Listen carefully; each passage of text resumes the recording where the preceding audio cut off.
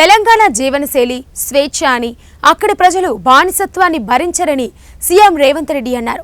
Parade గ్రౌండ్లో నిర్వహించిన రాష్ట్ర ఆవిర్భావ వేడుకల్లో ఆయన మాట్లాడారు. ప్రేమను పంచడం, పెత్తనాన్ని ప్రశ్నించడం రాష్ట్ర ప్రజల తత్వమని చెప్పారు.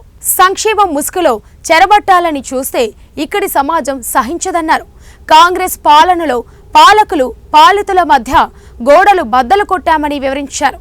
ఇందిరా పార్కులో ధర్నాలకు అనుమతించినట్లు చెప్పారు. ప్రతిపక్షానికి గౌరవం ఇచ్చామన్నారు. తెలంగాణ కలను సాకారం చేసిన కాంగ్రెస్ అగ్ర నాయకురాలు సోనియా గాంధీకి ఈ సందర్భంగా సీఎం రేవంత్ కృతజ్ఞతలు తెలిపారు. అంతకుముందు జాతీయ పతాకాన్ని సీఎం ఆవిష్కరించి పోలీసుల నుంచి గౌరవ వందనం స్వీకరించారు.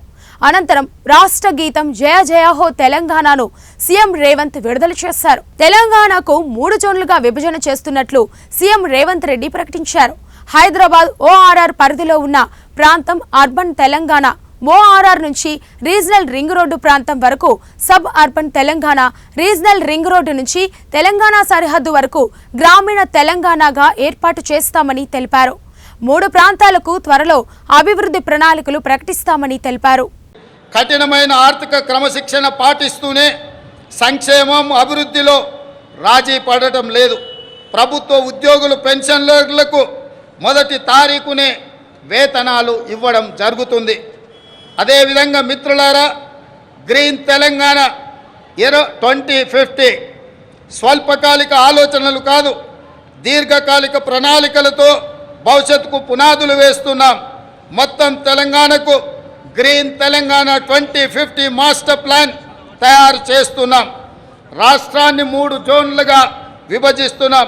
హైదరాబాద్ ఔటర్ రింగ్ రోడ్డు పరిధిలో ఉన్న ప్రాంతాన్ని అర్బన్ తెలంగాణగా, ఔటర్ రింగ్ రోడ్డు నుంచి రీజనల్ రింగ్ రోడ్డు మధ్య ప్రాంతాన్ని సబర్బన్ తెలంగాణగా,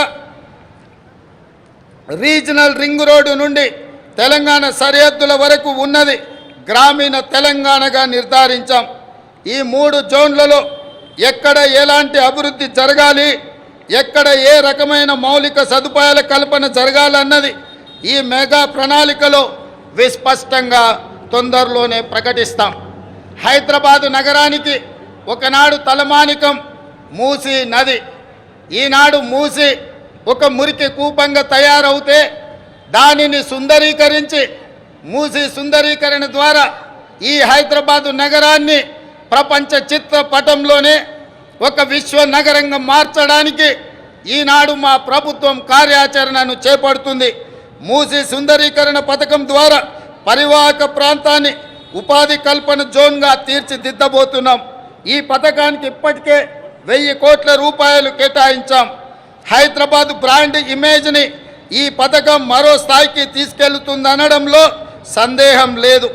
పర్యాటకం, ఆర్థికం, పర్యావరణం ఈ 3 కోణాలు ఇందులో ఉన్నాయి. ఎగువన ఉన్న ఉమ్మడి రంగారెడ్డి, దిగువన ఉన్న ఉమ్మడి నల్గొండ జిల్లాలో సాగునీటి వనరుగా కూడా మూసీ ఉపయోగపడుతుంది. ప్రజల అవసరాలకు తగ్గట్టు మెట్రో విస్తరణ ప్రణాళికలను ప్రకటించాం. రీజనల్ రింగ్ రోడ్డు త్వరితగతిన పూర్తికి ప్రయత్నిస్తాం. తక్కువ ఖర్చుతో ఎక్కువ నీరు ఇవ్వగలిగే సాగునీటి ప్రాజెక్టులకు తొలి ప్రాధాన్యత ఇవ్వడం జరుగుతుంది. రాష్ట్ర ఆర్థిక పునరుజ్జీవానికి అవసరమైన అన్ని నిర్ణయాలు తీసుకోవడం జరుగుతుంది. అన్నిటికంటే ముఖ్యంగా మిత్రులారా, ఈనాడు తెలంగాణ రాష్ట్రాన్ని ముఖ్యంగా ఆనాడు ఉద్యమంలో ఉవ్వెత్తున పాల్గొన్న తెలంగాణ యువత ప్రభుత్వాల నిర్లక్ష్యం వల్ల ఈనాడు డ్రగ్స్ మహమ్మారి వైపు, గంజాయి వైపు మళ్ళీ ఈరోజు తెలంగాణ సమాజాన్ని నిర్వీర్యం చేసే కుట్ర జరుగుతుంది. అందుకే తెలంగాణలో డ్రగ్స్ అన్న మాట వినిపించడానికి వీలు లేదని మేము సంకల్పించాం. డ్రగ్స్, గంజాయి విషయంలో ప్రభుత్వం అత్యంత కఠినంగా వ్యవహరిస్తుంది. టీ-న్యాప్కి పూర్తి సహకారం, స్వేచ్ఛను ఇస్తున్నాం. అవసరమైన నిధులు ఇస్తున్నాం. డ్రగ్స్ విషయంలో ఎంతటి వారు ఉన్నా వదిలే సమస్య లేదు. ఈ విషయంలో వ్యక్తిగతంగా నేను చాలా పట్టుదలతో ఉన్నాను. మన భవిష్యత్తు, యువత భవిష్యత్తుకు సంబంధించిన ఈ అంశం. అందుకే ఉక్కు పాదంతో అణిచివేయాలని మా ప్రభుత్వం సంకల్పించింది. డ్రగ్స్ ఫ్రీ తెలంగాణ ప్రభుత్వ పరంగానే కాదు, వ్యక్తిగతంగా నేను ఎంతో ప్రాధాన్యతను ఇస్తున్నాను. అదేవిధంగా మిత్రులారా, ప్రజాపాలన ప్రజల వద్దకు చేర్చాలన్నది మా ఆలోచన. ఇందిరమ్మ గ్రామ సభల ద్వారా 2023 డిసెంబర్ 28 నుండి 2024 జనవరి 6 వరకు అభయహస్తం గ్యారంటీలను అమలుకు దరఖాస్తులను స్వీకరించాం. మహాలక్ష్మి, ఇందిరమ్మ ఇండ్లు, గృహజ్యోతి, చేయుత, రైతు భరోసా పథకాల కోసం 1,28,00,000 మంది దరఖాస్తులు పెట్టుకోవడం జరిగింది. ఇందులో డూప్లికేట్ దరఖాస్తులు మినహాయించగా 1,09,000 దరఖాస్తులు మిగిలాయి. ఈ దరఖాస్తులను కంప్యూటరీకరించి ఈ సమస్యలన్నిటిని కూడా పరిష్కరించి తెలంగాణ రాష్ట్రంలో పేద ప్రజలందరికీ సంక్షేమ పథకాలను అందుబాటులోకి తీసుకురావాలని నా మంత్రివర్గం ఉక్కు సంకల్పంతో ఈరోజు పనిచేస్తుంది. అదేవిధంగా మిత్రులారా, అధికారంలో వచ్చిన 48 గంటల్లోనే 2 గ్యారంటీల అమలుకు శ్రీకారం చుట్టాం. ఆడబిడ్డలకు ఉచిత బస్సు ప్రయాణ సౌకర్యాన్ని కల్పించాం. పైసా ఖర్చు లేకుండా రాష్ట్రంలో ఎక్కడికైనా ఉచితంగా వెళ్ళే అవకాశం మహిళలకు, మా సోదరి మనులకు ఈ పథకం ఉపయోగపడుతుంది.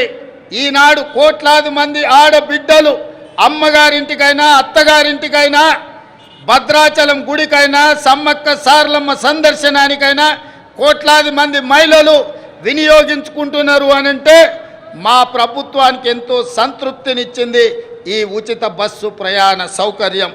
అదేవిధంగా బస్సులు సరిపోవడం లేదు, వాళ్ళకు సమస్య అవుతున్నదంటే అదనంగా బస్సులను ఏర్పాటు చేయడమే కాదు, అదనంగా బస్సులను కూడా మా ప్రభుత్వం కొనుగోలు చేసి మా ప్రాధాన్యత మహిళల పట్ల అత్యధికంగా ఉంటుంది అని చెప్పి ఆ తల్లులకే ఈ ఉచిత బస్సు ప్రయాణాన్ని మేము అంకితం చేయడం జరిగింది.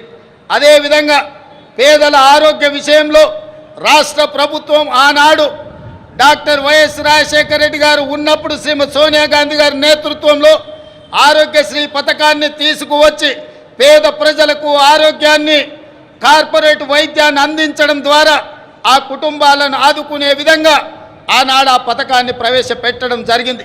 కొన్ని ప్రత్యేకమైన పరిస్థితుల వల్ల ఆ పథకం నిర్వీర్యమైనా మళ్ళీ ప్రజాపాలన ప్రారంభించిన ఎంబడే మా ప్రభుత్వం, మా మంత్రివర్గం 5 లక్షల రాజీవ్ ఆరోగ్యశ్రీ పథకాన్ని పేదలకు ఉచిత వైద్యాన్ని అందించడానికి 10 లక్షల రూపాయలకు పెంచి డిసెంబర్ 9 నుంచి అమలు చేసి పేదల ఆరోగ్యాన్ని కాపాడే విధంగా ఈనాడు మా ప్రభుత్వం ముందుకెళ్తుంది.